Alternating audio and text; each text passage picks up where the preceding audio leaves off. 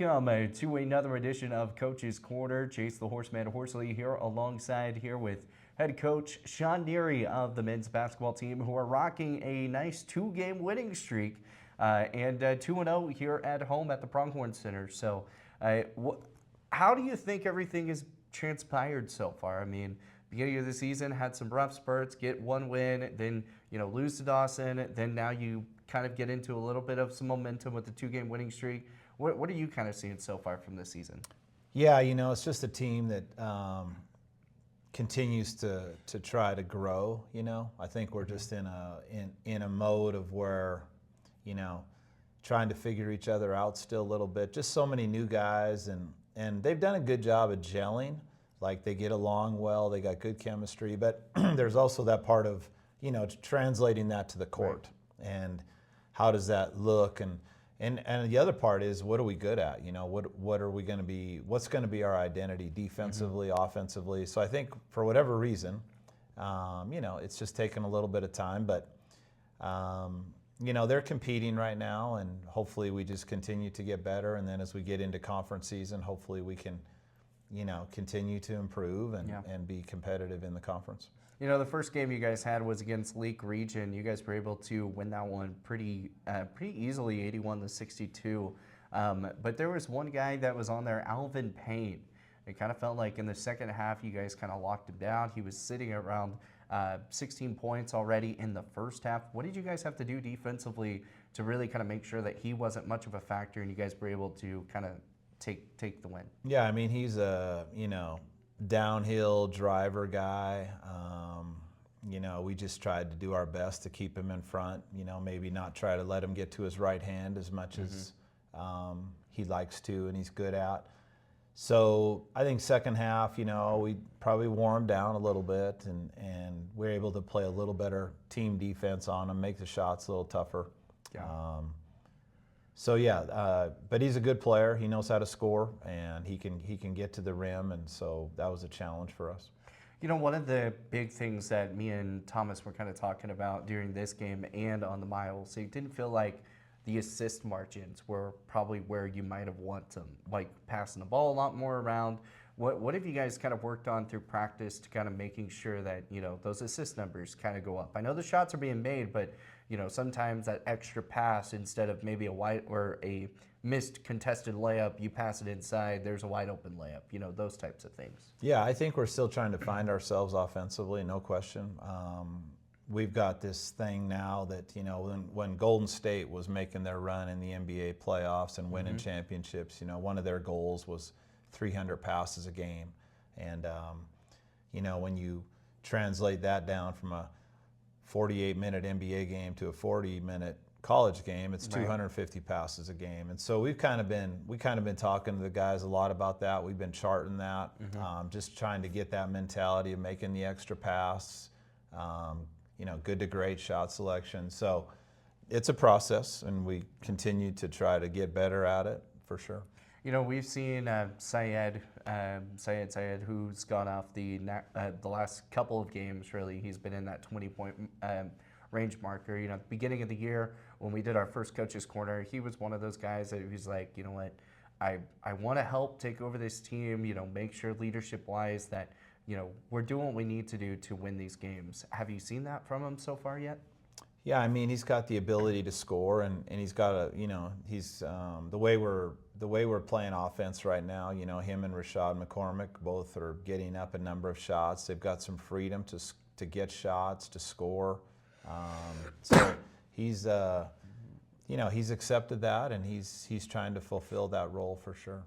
Yeah, no, it kind of feels like trying to take over some of the absences from Jefferson Neary, Caleb Hollenbeck, Dane Christensen, Andrew Fuquay, and so many other guys, or Javon Nesbitt as well, and that have really played a big factor.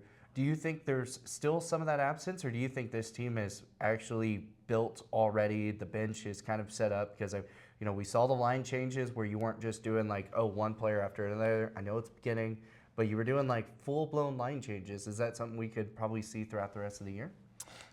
I don't know. I mean, it's just such a feel going into every game, and that second group, they'd had a good week of practice, and so I wanted to give them the opportunity to get in there and see what happens. And so, I think sometimes, every team's different, but yeah, we'll kind of see how it goes. And but I do think that it could be a possibility.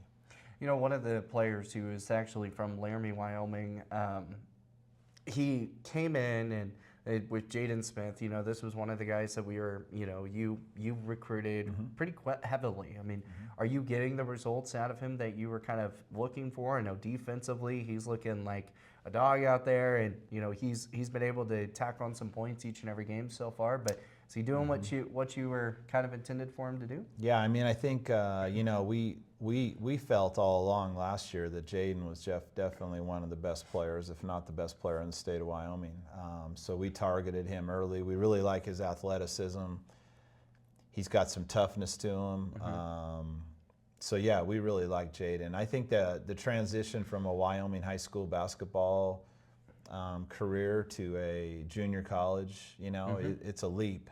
Yes. And so for him to kind of come in and do what he's doing so far and contributing right away and competing right away, I really like it. I think he's got a lot of upside, no question. We got a couple players that we want to talk about. You mentioned Rashad McCormick. We'll start with him.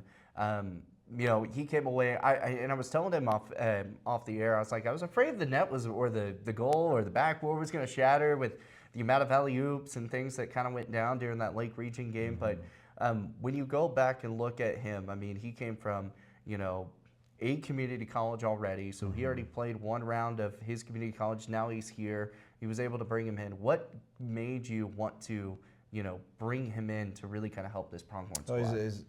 As we've seen, he's a really good athlete. He played in a very respectable, good program at Butler Community College in Kansas. And I happen to know the coach there as well. And all of the JUCO basketball fans out there know that Kansas JUCO is very good. Yes. It's a very high level of basketball, and anytime a player has a good freshman season and they leave, I think they're always worth looking at them, just to see. So yeah, we just we were able through to get Rashad and get him here at Gillette College, and I think his best days are still ahead of him. I think he's still continuing to grow as a player and figure out what he's best at. But yeah, he's really helped us out this year and fulfilled that role as a sophomore, coming in and contributing right away. The transfer rule, because I know we've hit on it a little bit last year, and I know in the NCAA now it's like once you play 4 games, that type of stuff, then even if you transfer, you still have to you get one free transfer, and then that's it, and then you have to sit out the next few years if you transfer again. Is that the same way for JUCO, or is it just like, oh, hey, you could just transfer? Yeah, I'm not as familiar with the NCAA rules because that's not me, but yeah, junior college-wise, basically the transfer situation is they have to be released from their last school. Okay. So this is different than the NCAA. Once they are released, then they are recruitable. So they have to be released from their scholarship, and then they are recruitable after that. There is no there's no minimum sitting or missing so many games. That's now, good. There are some conferences in the within the NJCAA that do have some restrictions on transferring. Okay. I don't know if those still exist with all these recent lawsuits, but I do think that there used to be more of that, but certainly between Region 9 and the Kansas JUCOs, we don't have any type of situation like that. So, Gotcha. Yeah, so they're free to transfer after they get their release, and yeah, so that's how it happened with Rashad. Gotcha. Well, okay, then the next person, we got to talk about this New York guy with Diabe Bathily, and tell us a little bit what made you want to kind of recruit him. I know he's 6'9". He's probably one of the tallest JUCO players around in the nation, probably. I mean, 6'9" is pretty tall. Yeah, well, we knew about Diabe. He was at a prep school in Seattle, and so we knew about him then. That would have been his junior year. And then he transferred to Albuquerque Prep his senior year. So we kind of kept an eye on him. And I happened to be friends with the coach at Albuquerque Prep, who used to be an assistant coach at New Mexico, University of New Mexico. And Coach Sandoval also knows him, who was my former assistant, who's now assistant at the University of North Dakota. So anyway, through all that stuff, yeah, we kind of kept an eye on him, and just thought that he would be a prospect that, you know, again, thinking his best days are ahead of him. Yep. He's continuing to develop as a player. So yeah, we just thought he would be a good fit for us. And you know, when he's aggressive and he's playing with that, with a little bit of that, you know, a little bit more of that drive and motor, you know, he's got a chance to be a really good player. He's a high IQ guy. He passes well.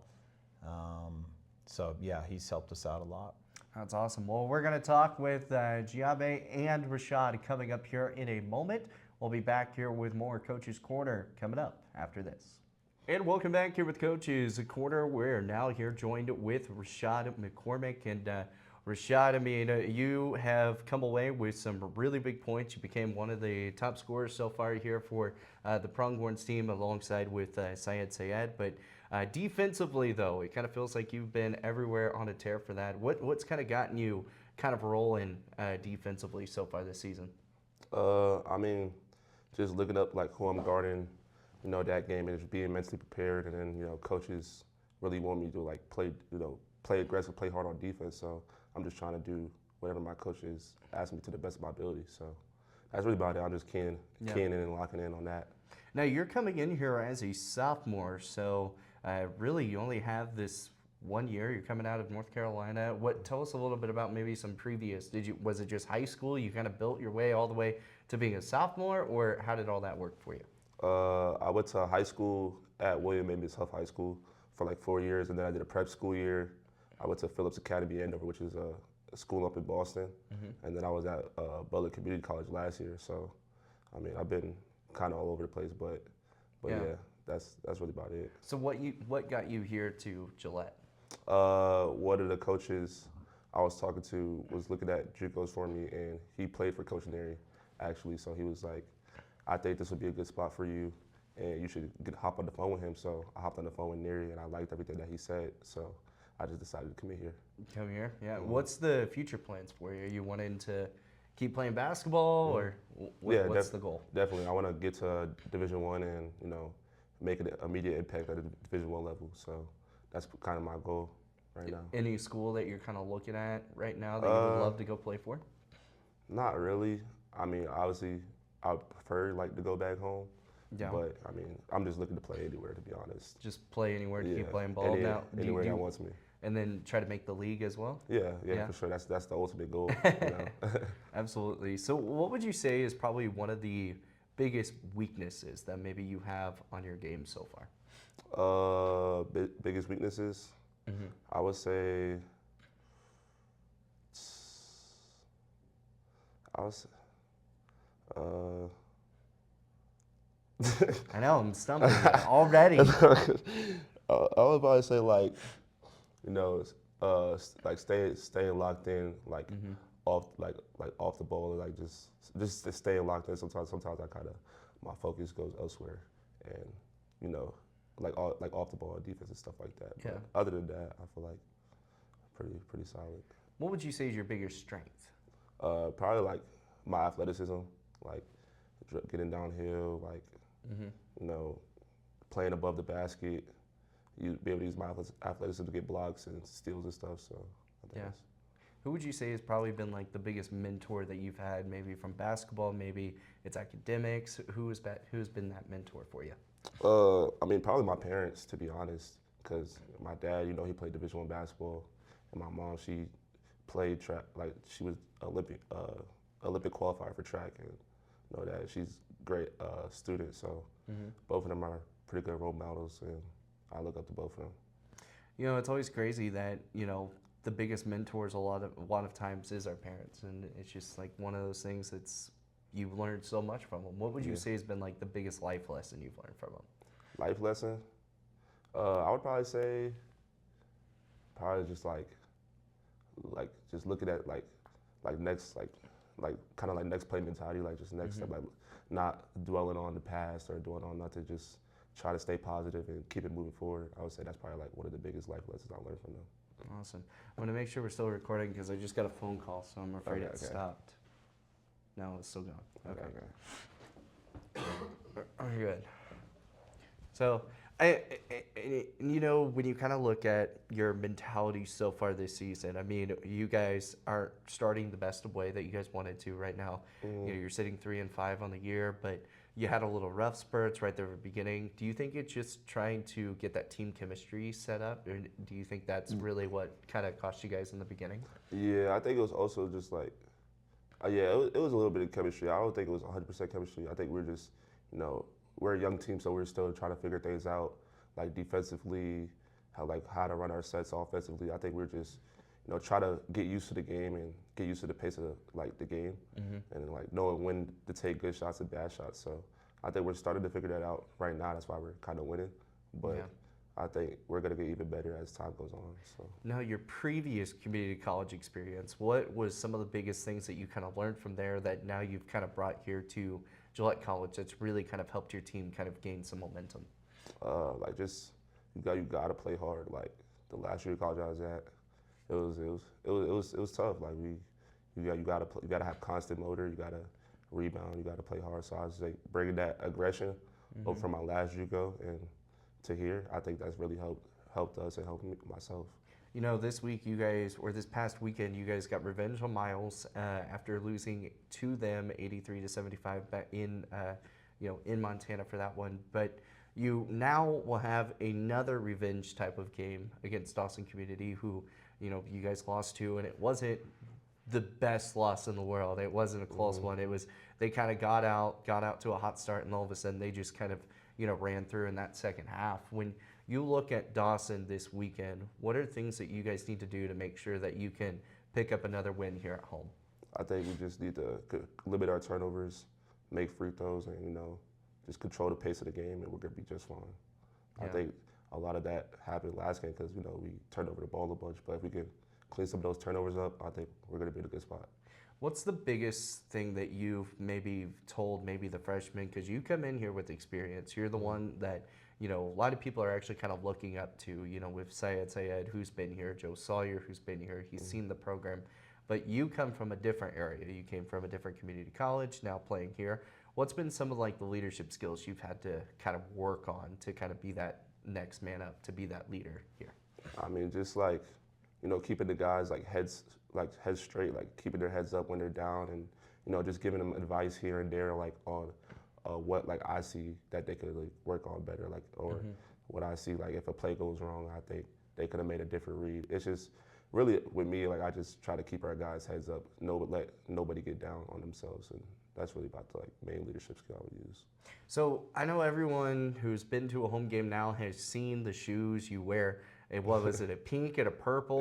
What's the reason for that? Was it just mismatch day, or is that your normal signature? Nah, I mean, I had a coach last year, you know, tell me that he didn't like the shoes I wore, so I wore them before that game so I could put that personal like thought in my head before the game and mentally get prepared. So yeah. So you're gonna keep wearing those, or? I'm gonna definitely keep wearing them with the white jerseys. I might wear them with the blue jerseys. I don't know, but okay. Now this is the big question, because now you're talking about, oh man, what should I wear, this and this? How many pairs of basketball shoes do you have? Oh, I only got like 3. I got only 3. Okay, that's some of these college kiddos, or especially some of the girls that like I've talked to, they've got like a basketball shoe for like almost every uniform, or, you know, where they still have the same ones from like high school that they can still wear. And can you still wear the same ones from high school?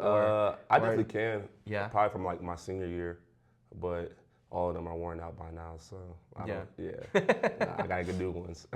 Yeah. So all right. So I know you guys I believe you guys eat Subway before each and every game. So what is normally like that Subway sandwich that you normally get? I'm pretty basic, so I get like a turkey and cheese with oil and vinegar, and then I just add salt and pepper. That's it. That's it. Yeah, I just get a regular turkey and cheese on cheesy bread though. Cheesy bread. Okay. Yeah. I try to eat something like light, not too heavy before the game. Do you get like some chips, a drink? Yeah. I get like I'll probably say, I think it's either Doritos or barbecue chips. Okay. And then I get the lemonade. Gotta always No get the lemonade? Yeah. Is it like heavenly lemonade? Yeah. That lemonade, that lemonade top 5. Top For sure. 5. That lemonade's top 5. Well, all right. So what's number 1? That's hard. I'll probably say like Wendy's. Honestly, Wendy's. Wendy's. I don't know if it's one, but it's definitely top 3. I haven't really analyzed one yet, but Really? yeah, Wendy's is up there though. The So strawberry lemonade. is lemonade like your favorite drink? of Nah, choice? that's like probably my second. My favorite. Probably second. What's your first? Sweet tea. Sweet. Yeah. Oh, don't leave me hanging. Yeah. Sweet tea. Love me some sweet tea. Yeah. Those people that drink unsweet tea, they just. Yeah, I don't know how they do that. I don't know either. But sweet tea definitely my number 1 drink. For Yeah, sure. sweet tea is always like that. That is my thing. Like it's always been my thing. Like I think Cane's has one of the best sweet tea. Yeah, Cane's. Cane's is honestly like one of the best sweet I'm from teas. down south, so we got like Bojangles, sweet tea, Zaxby's. Like, Yeah. it's good sweet tea down south. Yeah, see, like I'm from the Oklahoma area, so it's like I understand the whole sweet tea. My grandma also, she makes like some really good sweet tea. Yeah, We always make fun of my mom for a moment because it's like when she makes sweet tea, it's not Grandma Sherry's sweet tea, and so we're like, come on, put a little more sugar in it, and so sweet tea is like top 10 or really number 1 out of everything. Yeah. Now, you drink tea, lemonade, do you drink like sodas or anything, or? I drink soda sometime, but like I don't drink soda too often. Yeah. See, I'm kind of that way. Like if it's like a special occasion, then I'll like drink one, but besides that, it's sweet tea all day long. Yeah. Sweet tea, Gatorade, electrolytes, all that stuff, but no, that's pretty awesome. So for the final question, so we can kind of get you out of here, this season, obviously, you guys want to right the ship of, bringing home a Region 9 championship. Last year, made it to the championship game, just lost to Trinidad State right there at the end, 92-91. So when you really go back and you look at this season and you kind of maybe have seen some film from last year, from what they did, what are the biggest things that you guys really need to make sure you focus on to bring home that championship? I'd say we just got to focus on our defense. That's really about it.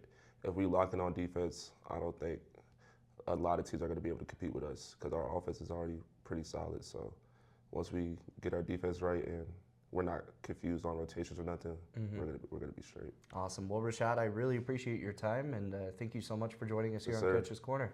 Thank you. Awesome. More to come with Coach's Corner. We'll be back after this. And welcome back here with Coach's Corner. We are now joined here by Diabe Bathily. And Diabe, we saw you as a freshman getting some starts, and you kind of just rolled all across the floor. This past couple weekends that we've gotten to see you play now here at the home court. What have you seen so far from your game? Maybe that's been a little bit different from previous years from Albuquerque Prep. I mean, just adjusting to my teammates. We have a lot of scorers. We have some, especially the sophomores, too. They're pretty good scorers. So just adjusting, finding a way I can help anyway. Yeah. You're also from New York, New York. How different is New York, New York to Gillette, Wyoming? How big of a culture shock was that? I mean, it was definitely a big change. The city is a lot of people. It's busy. It's always noisy. A lot of lights and stuff. But come over here to Gillette, it's pretty quiet. But I like it like this. You like the quietness and kind of really focusing on. So what's your kind of goal? Do you want to head up to like the D1 level, get to the NBA, that type of stuff? Yes, sir. I want to play high major, D1 basketball, and then go to NBA from there. Go to the NBA? No. If you have to, make it stop at the G League and then get all the way up, just whatever it needs to do to get up there? All part of the journey. All part of the journey, absolutely. How long have you been playing basketball for? I started playing seriously in like 6th grade. Wow. Yeah. But before that, like I'll just, go to the park, shoot around. My older brother played basketball, so he's the one who really got me into it. Now, you said seriously starting in 6th grade. Now, were you starting in 6th grade, or did you kind of have to work your way up to kind of be a starter? I was always like, I was starting really in 6th grade. I played on my middle school team, and then I played club basketball over the summer, like AAU. Okay. Yeah. it was always But it was a good experience. What practice and stuff did you do? Were you practicing every day to get to that starting role? What were you doing to kind of get there? I would go work out every day. With my older brother would take me. We'd go work out on shooting, ball handling, lateral quickness too, just moving, being quick on my feet. Cause I was once I hit a growth spurt, and then yeah, my bad. But yeah, just working on all the stuff that's gonna help me to the next level. You know, my older brother, and I had a trainer too. My trainer Jordan Wright. Yeah. He helps me too a lot. So yeah. Now, did your brother, did he make it to the Division I level? What was the farthest part he made it? He played college basketball at Cortland. At Cortland? Yeah, and then he got injured, and then like he got hurt twice, had surgery, so pretty much stopped after So that. that's when he was like, I'm done. Passing it on. Yeah. Yeah. And that's kind of sucks is like when you feel like, oh, I'm going to make it, and then all of a sudden here's an injury that happens, Yeah. and then unfortunately that's just some of the things that kind of happen. Mm. Now, what has probably been like the craziest injury maybe that you've had so far? Have you had like maybe torn ACLs, UCLs, anything like that yet? I had a slight fracture on my ankle in like 10th grade summer playing AAU. Yeah, I was out for like, I believe, only like a month. It wasn't too bad. I came back a little early too. You said I'm playing ball. I'm not waiting. I don't like sitting in the house. So I was eager to get back on the court. I was just doing a lot of recovery and stuff. Yeah. And I messed up my fingers, like my index finger and my pinky finger. Yeah. Yeah. It kind of feels like those are just something that gets messed up all the time. Yeah. Like from your shooting to catching a ball, maybe someone jams it by a bad pass. I think I jammed mine when I played basketball for a little bit. Yeah. I got a pass, and for some reason I decided not to catch the ball, and it like hit and like jammed my finger so bad. I was like, oh, this thing hurts so bad. But you got to keep playing. Yeah. So I fully understand that. So one of the things, though, for the past couple of weeks has been there's been kind of a little bit some issues from the team. It's been free throws. Free throws percentage-wise isn't where you guys obviously want to be up there shooting 70%, 80% from the free throw line each and every time. What are some things that Coach Neary has done, or maybe stuff that you've learned to really kind of get that free throw percentage up? We have a thing called the shot club, where if you shoot a certain percentage, is it 50%, under 50, or 60%? If you shoot under 60%, you can't leave practice until you make 10 free throws in a row. So everybody, just get the shot club. Everybody make free throws. What's the latest someone stayed? Ooh, we had some teammates miss lunch. Ooh, Yeah. that's so fun. Missing lunch is not fun. Yeah, stay for probably 2 hours. Holy cow. Yeah. That's crazy. But at least it's teaching accountability of making sure, hey, if you get into these situations, even if you're a bench role player, you have to make these, make the shots count, because you never know what's going to happen. Yeah.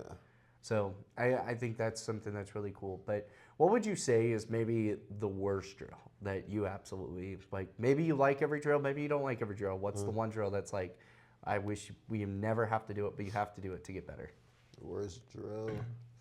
I mean, I don't think there's no drill I really don't like to get better, because obviously everyone wants to get better. But I mean, no one likes conditioning, obviously. So you don't like doing suicides? Nah, no one really likes that, But at the end of the day, it's gonna get us better. Conditioning is important. So. In the off season, when you guys were getting ready, what kind of drills and things were you doing? Were you doing more conditioning wise, trying to get everyone back up and going? Yeah, in the off season, there was definitely a lot of conditioning. We'd go to the rec. We'd have athletic work, so plyometrics. We'd do the ladder, just working on our bodies, athletic strength, all that, speed. Yeah. In the off season, when you're trying to prepare, obviously, you're coming from different backgrounds. Rashad's coming from different backgrounds. It's coming from different backgrounds. How have you guys been able to really kind of connect to make this team where it is? I mean, we're all pretty close. We got pretty close pretty fast. Like the first week here, I think everybody was pretty much friends. We all hang out off the court, so if everything's good off the court, you know, it just makes the play better on the court. Yeah. You know, we saw some really good minutes from you this past weekend, and obviously this was the first time that the home crowd was able to see you. Yeah. What do you think maybe from that moment, what were some positive things that you did, and what were some maybe negative things that you're like, oh, hey, I need to make sure I do better on that? I have to be better on like just staying engaged. You know, there's times where I get tired, I'll stand up, but you know, always got to stay in the stance, stay engaged, and then I feel like I get my teammates involved a lot, and I can score the ball when I need to. But yeah, play a lot of defense. Do you like to be that big 3-point guy, or are you more of like, oh, hey, I'm going to shoot, you know, these mid-rangers going for your dunks? What's normally the role that you like to play? I just like to find the best shot for me. So usually it'll be like, I know I'm very good in the mid range, so I'll get a mid range. But if I'm open in 3, I'll definitely shoot it. I'm a good enough 3-point shooter to shoot. Yeah. So I'm gonna ask kind of the same question here, but that I asked Rashad earlier was, who would you say has been like your mentor, maybe from life, maybe from basketball, academically? Who would you say has been that mentor for you? Academically and life-wise, I'd definitely say my mom. You know, she gives me a lot of advice, keep my head up. And then basketball-wise, I'd say my older brother and my trainer. Definitely them two helped me out the most, So this one's going to be kind of interesting in the way kind of the way you answer it. It's most of like, you know, if there's a kid, you know, maybe that wants your help or maybe that wants to learn, you know, how to get to maybe the JUCO level or the Division I level, what would you say to them? Yeah, just keep working. You know, nothing's easy. You know, everyone's fighting everyone wants to go Division I. So it's only a certain amount of people that can go, not everyone could go. So you just got to outwork everybody. So what's your Subway sandwich? Mine, I go the cheese bread, the Italian herbs and cheese. I do chicken teriyaki with provolone cheese. And then just lettuce. Just lettuce? Lettuce and the sweet onion sauce. And the sweet onion sauce? All right. So what do you normally get to do for chips and a drink? I usually don't get chips. I get cookies. Get cookies? Chocolate chip cookies? Yeah. Okay. I get a chocolate chip cookie and then a lemonade. And a lemonade. Yeah. No ice. No ice? No ice. It's one of the best lemonades too, huh? Yeah. So what's your top lemonade? Top lemonade? Yeah, that Wendy's strawberry lemonade. Wendy's strawberry. Yeah. Man, so you and Rashad right there on the same notes. Now, do you like sweet tea too, or are you an unsweet guy? I hate sweet tea. Oh my goodness, get out of here. Man, I guess, here comes Bathily for 2. Man, that was just unsweet. Man. Goodness gracious. Yeah, no, it's just fun. I mean, I know people that don't like sweet tea. I know people that love sweet tea, me being one of those. So I like iced tea. Kind of a preference. Well, iced tea. Iced tea? Yeah. Iced tea and sweet tea and unsweet tea are almost all identical. It's a little difference I don't like. Well, okay. Sweet tea really tastes like it literally tastes like tea, like just cold Lipton tea. Like Nah, bro. That would be unsweet tea. Well, the one from McDonald's, that's how it tastes. You get the sweet tea or the unsweet tea? From McDonald's? Yeah. I tried the sweet tea before. I usually don't get They none. may not have given you sweet tea. I'm going to be honest. They probably gave me unsweet. They probably gave you unsweet. Because I'm going to tell you right now, sometimes I'll go to McDonald's and I will taste it out and it will be unsweet tea and I just will not, like, I just won't turn around to go get my sweet tea bag. Like, because that sometimes does happen. So you have to be, like, really precise with that one. I think you should give it another shot. Yeah, I'll try it today. I'll go sweet tea today. Pokies has some really good sweet tea. Pokies? Pokies, the barbecue joint. I haven't tried that. We'll try that. Yeah, it has really good sweet tea too. So, all right. Well, a final question for you. Obviously, Dawson Community College coming up this weekend. Going to be revenge match, trying to get that job done. What do you guys need to do differently to come away with the win this weekend? Yeah, just limit turnovers. Play with that dog mentality. Usually, because like we play good in the first half, and then usually second half, you know, it kind of slows down. But just keep the intensity throughout the whole game. Limit turnovers, limit the mistakes, and we should be good. Awesome. Well, Diabe, I really appreciate your time, Thank and we will see you on the next Coach's Corner. Appreciate it. Awesome. Well, that will wrap things up here for the players. We're going to kick it back to Coach Sean Neary to wrap things up here with Coach's Corner. We'll see you guys here in a moment. And welcome back here with Coach's Corner. Chase the Horseman Horsley alongside with head coach Sean Neary with us. And Coach, I mean, now we've heard from Diabe, we've also heard from Rashad, and hearing from those two players, we got to learn quite a bit from them. One likes sweet tea, one doesn't like sweet tea. One likes unsweet tea, but apparently he got bad sweet tea from McDonald's.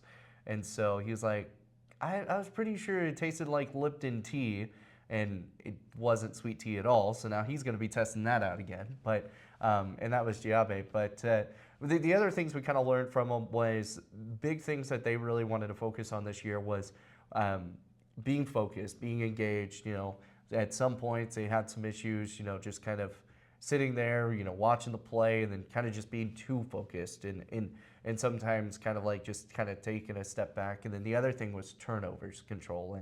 And, you know, this past weekend, you know, turnover margins, you guys were actually not probably where you want to be. Obviously, you want to keep that to a 0 mark, but in basketball, that's kind of one of the hardest things to do. But what can you guys do to really kind of limit the turnovers, make sure, you know, you guys are going to be that, you know, top team that everyone's like, oh, man, we got to put a lot of pressure on these guys. We got to force turnovers because if not, we're not going to win this game. Yeah, I think turnovers are always, you know, mostly turnovers are just, you know, bad decisions.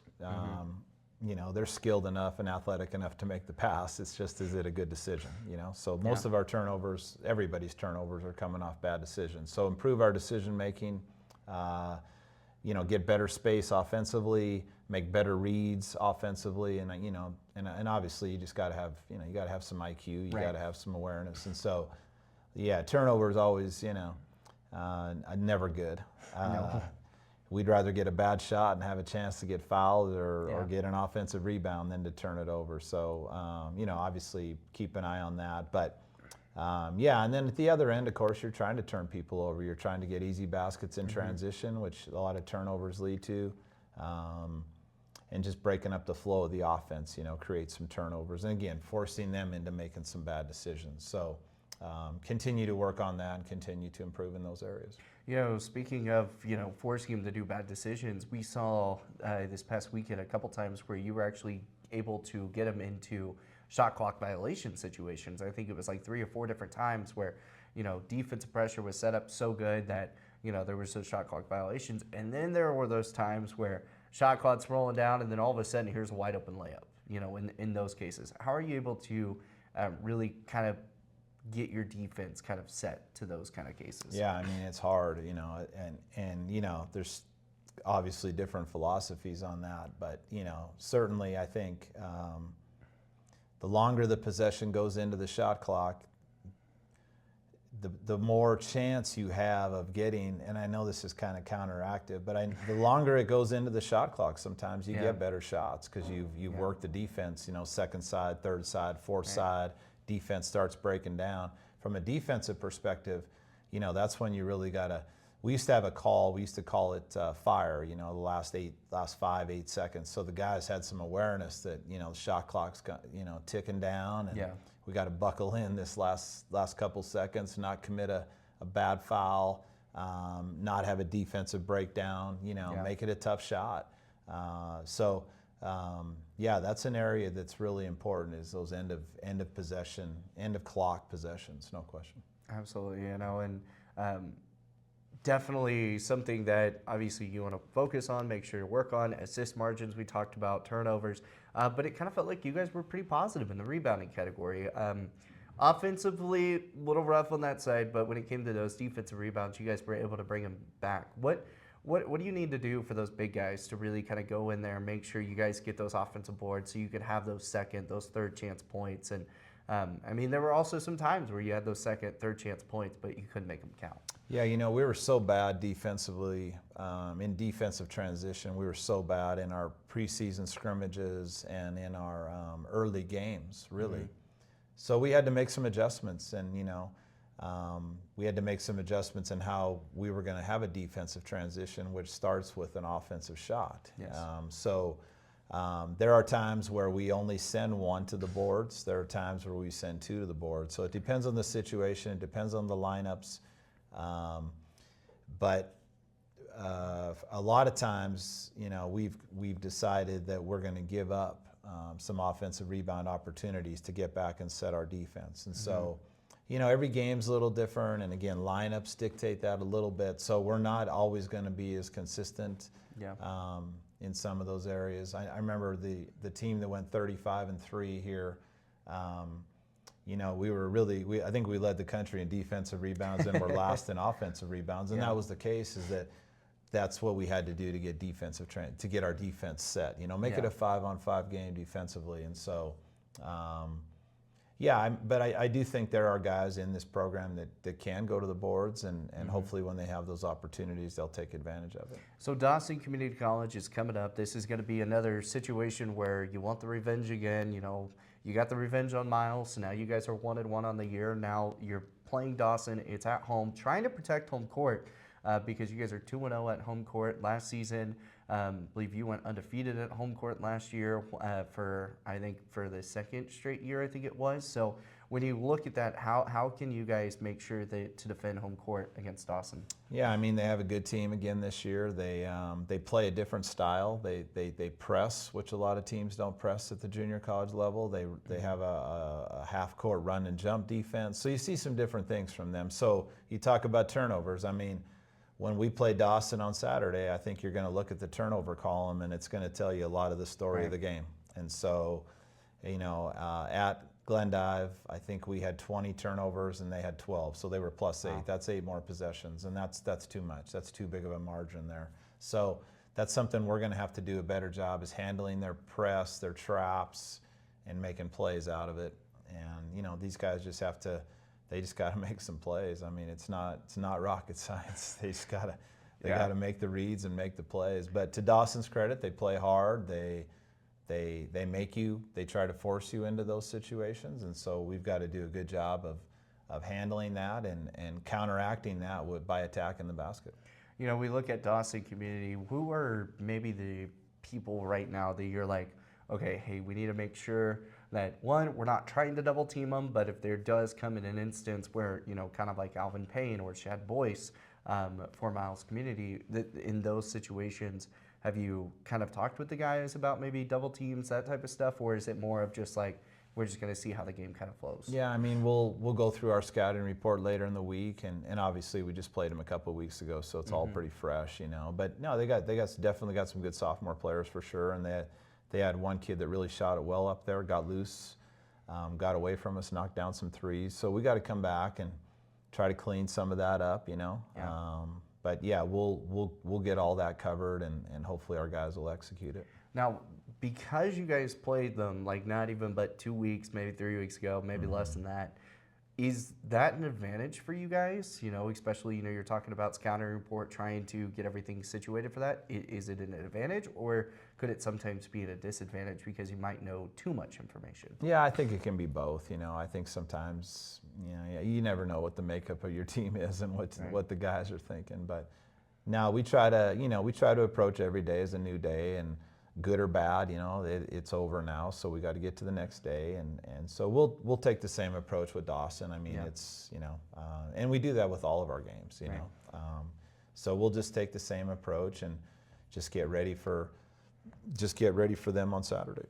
It's kind of nice because you're going to have some home games. You'll have this home game, and then you get next week's home game, and then you're back on the road for the holiday portion of things. So is it nice being back at home? We'd like to play all of our games at home if we could. Yeah. Obviously the great facility, the great fan support that we get. Yeah, we love it. So we try to get. This was just a weird year in terms of scheduling, and then we lost the 2 Air Force prep games because of the government shutdown. Yeah. So we're trying to reschedule them still. Okay. So that's still in the process. Hopefully we'll get a commitment here in the next couple of days on some dates that they can come, or if they aren't able to do it, then I guess we just lost those 2 games, which is unfortunate. Yeah. But that was out of our control for sure. So yeah, we love playing at home, and I also think the road games are good though too, because at the junior college level,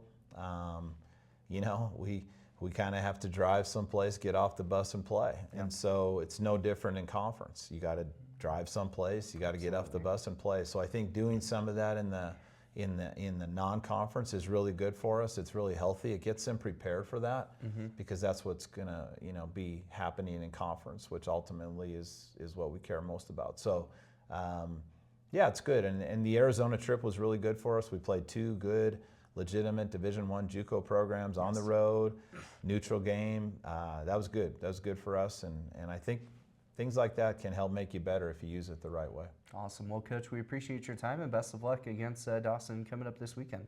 Thanks, Chase. Awesome. Well, that's going to do it here for our Coach's Corner. Once again, from head coach Sean Neary to Chase the Horseman Horsley, we will see you guys next time on another Coach's Corner.